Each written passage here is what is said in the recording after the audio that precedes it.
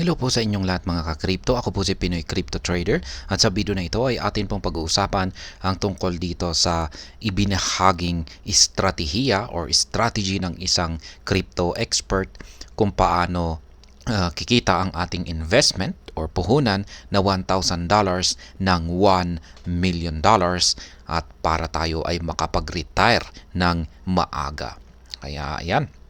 Bago po tayo magpatuloy, ay nais ko lamang po munang bigyang linaw ang aking disclaimer kung saan ang nilalaman po ng video na ito ay hindi po ito isang financial advice. For education and information purposes lamang po ang layunin nito.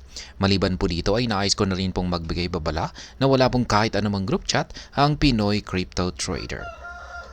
Ayan. Ang crypto expert po na nagbahagi ng kanyang simpleng strategy dito ay walang iba kundi si Altcoin Daily. Isa po siyang YouTuber. Kaya malamang ay karamihan sa inyo rito ay kilalang kilala siya. Kaya ayan, siya po ay nag-reveal ng kanyang retire early na investment strategy sa mga pagdating dito sa cryptocurrency kung saan ay yung $1,000 na investment ay magiging $1,000,000 na fortune. Ayan. Diretso na tayo sa kanyang main point dito. Kung saan ay kung paano niya nasabi or kung paano yung $1,000 natin ay magiging $1,000,000.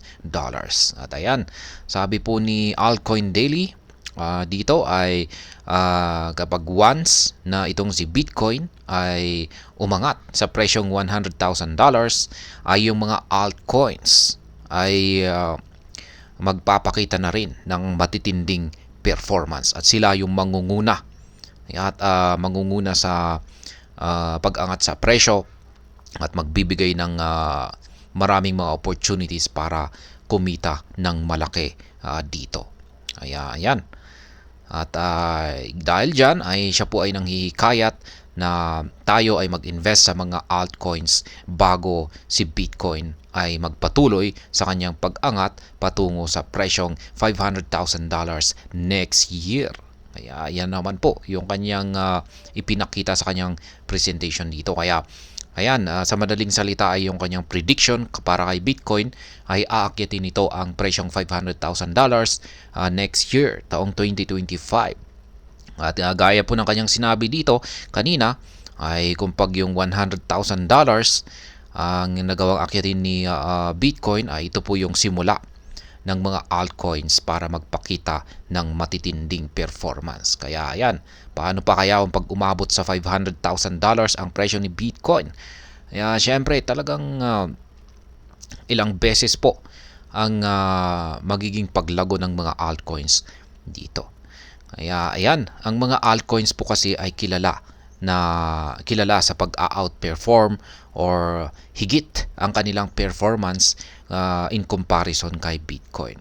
Kaya ayan, yung hypothetical surge daw po ayon kay Altcoin Daily ay kung pag umangat si Bitcoin sa presyong $500,000 ay karamihan po sa mga altcoins ay makakaranas ng 7 times or higit pa na paglago sa kanilang kasalukuyang presyo. Kaya ito ang siyang magiging dahilan para kung saan ay makapagbigay ang mga altcoins ng malaking kita sa mga investors nito.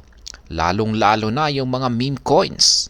Yan, yung mga altcoins ay syempre yung mga meme coins ay mas matindi po talaga, mas kilala po ang mga meme coins na makapagbigay ng 100 times na gain or paglago sa kanilang presyo.